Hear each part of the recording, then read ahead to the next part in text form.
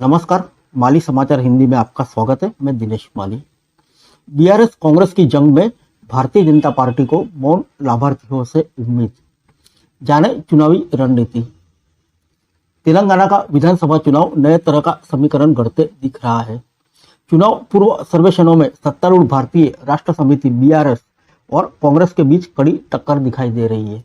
कुछ इलाकों में कांग्रेस को बीआरएस पर बढ़त बताई गई है। हालांकि बीआरएस के खिलाफ 9 साल की एंटी इनकम्बेंसी के बावजूद मुख्यमंत्री के चंद्रशेखर राव यानी केसीआर की कई लोकप्रिय योजनाओं के असर को नजरअंदाज करना आसान नहीं होगा। बीआरएस और कांग्रेस के सबसे मजबूत होने के बावजूद भारतीय जनता पार्टी को केंद्रीय योजनाओं के मौन लाभार्थियों से बड़ी उम्मीद है। राज्य में 30 नवंबर को मतदान होना है। तेलंगाना के चुनावी रण किसी भी लिहाज से कम महत्वपूर्ण नहीं है, क्योंकि विधानसभा चुनाव में बीआरएस और कांग्रेस के प्रदर्शन से अगले लोकसभा चुनाव की तस्वीर तय हो सकती है।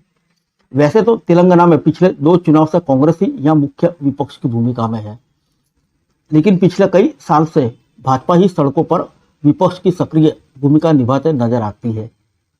कांग्रेस की बात करें तो इसके पक्ष में हाल ही में कर्नाटक में मिली जीत का उत्साह शामिल है। पार्टी को लगता है कि बीआरएस सरकार के खिलाफ 9 वर्ष की एंटी इनकम्बेंसी के साथ उनकी 6 चुनावी गारंटियां जीत दिला सकती है। तेलंगाना कर्नाटक का पड़ोसी राज्य है और कर्नाटक चुनाव में गारंटियों के बूते कांग्रेस को मिली सफलता का असर यहाँ भी पड़ने की संभावना से जानकर इनकार नहीं कर सकते। इसके अलावा 2014 और 2018 के विधानसभा चुनाव पर नजर डालें तो पता चलता है कि हालांकि बीआरएस ने दोनों प्रभावशाली सफलता हासिल की थी, लेकिन कांग्रेस के वोट शेयर में लगातार बढ़ोतरी हुई है।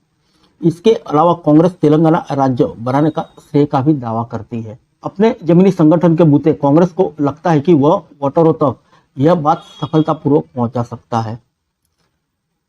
आइए जानते स्थानीय और उपचुनाव में कैसा रहा प्रदर्शन। अपनी मजबूत स्थिति के बावजूद कांग्रेस के लिए भाजपा से जुड़ी कई अहम बातें को नजरअंदाज करना भारी पड़ सकता है। राज्य में हुए उपचुनाव और हैदराबाद निगम चुनाव में भाजपा का प्रदर्शन कांग्रेस से काफी बेहतर रहा। कांग्रेस गारंटियों की बात करती रही तो केंद्र सरकार की विभिन्न लोक कल्याणकारी योजनाओं ने भाजपा के पक्ष में लाभार्थी का एक मौन वोट बैंक तैयार किया है। आइए जानते हैं आदिवासी वोट बैंक के बारे में। भारतीय जनता पार्टी ने राज्य में आदिवासी को शिक्षा और नौकरियों में आरक्षण बढ़ाकर 10% करने का वादा किया है।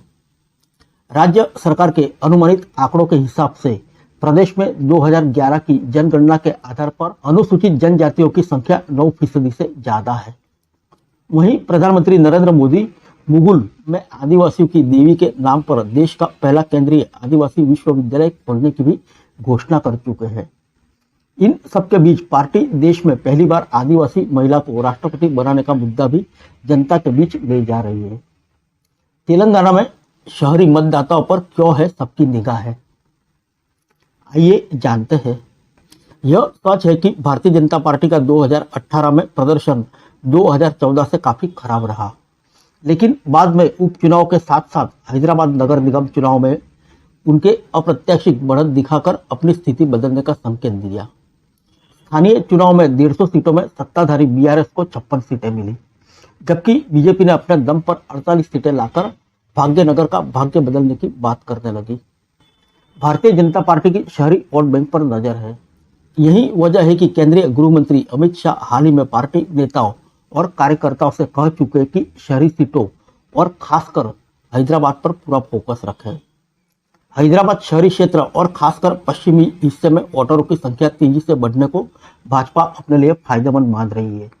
इसके अलावा पार्टी राज्य में विपक्ष की मुख्य भूमिका में सड़कों पर लगातार नजर आई।